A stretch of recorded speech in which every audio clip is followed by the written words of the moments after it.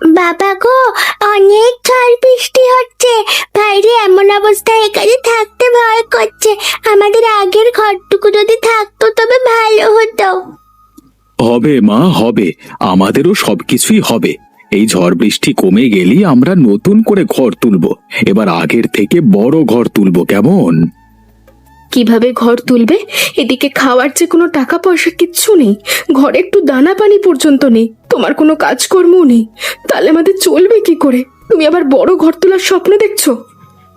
আহা গিন্নি, এখন মেয়েটার সামনেই তোমাকে এসব বলতে হলো? তোমাকে কতবার বলেছি অভাবের কথা মেয়েটার সামনে বলবে না। মেয়েটার মন ছোট, আরো খারাপ হয়ে যাবে তো। গরিব ঘরে জন্ম নিয়েছে, গরিবের মতোই বড় হতে হবে। ছোটবেলা থেকেই কঠোরভাবে বড় করতে হবে ওকে, না হলে বড় হয়ে গরিবই আর সহ্য হবে না।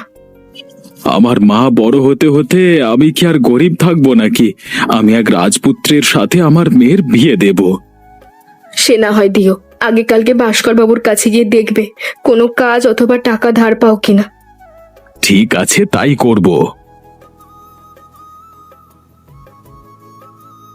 কি হলো দেবেন্দ্র, তোমার কি খবর? শুনলাম ঝড়ে তোমার ঘর বাড়ি সব উড়ে গেছে। তুমি নাকি গাছের উপর ঘর বাড়ি বানিয়েছো। তা অবশ্য আপনি ঠিক কথাই বলেছেন। এই বৃষ্টি বাদলের দিনে নতুন করে ঘর বানানো আমার পক্ষে এখনো সম্ভব নয়। তাই তো গাছের উপরে আশ্রয় নিয়েছি। আর তাছাড়া আপনি তো জানেনই আমার জন্য আবার অন্য কোনো জায়গা জমিও নেই। তা না হয় বুঝলাম, কিন্তু তুমি এই সকালবেলায় আমার বাড়িতে এসেছো কিসের জন্য? কোনো সাহায্যের প্রয়োজন নাকি? সাহায্যের প্রয়োজন তো অবশ্যই আছে বাবু। আপনি দয়া করে আমাকে একটা কাজ অথবা কিছু ধারে টাকা দিন। দুটোর যে কোনো একটা হলেই চলবে। আবার বাড়িতে খাওয়ার মতো দানা পানি পর্যন্ত নেই।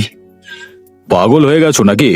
এই ঝড় বাদলের দিনে সবারই টানাটানির মধ্য দিয়ে দিন কাটছে, তার উপরে তুমি আবার আমার কাছ থেকে টাকা চাইছো?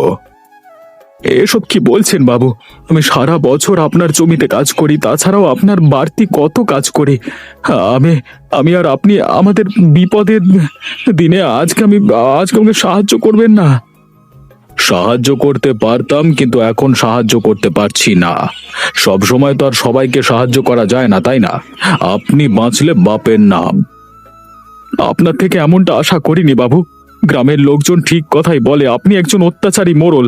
আপনার মতো মোড়লের কোনো দরকার নেই গ্রামে। কে? তোমার এত বড় সাহস যে আমার বাড়িতে দাঁড়িয়ে তুমি আমার নামে বদনাম করছো? বদনাম করব না তো কি করব?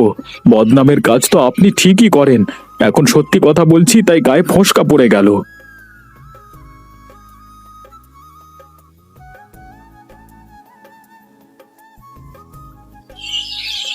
কি হলো বাবু, আপনার মন মেজাজ আজকে এত খারাপ দেখাচ্ছে? কেন, কারোর সাথে নিশ্চয়ই কোনো ঝামেলা হয়েছে? আমাকে বলুন, আমি সেই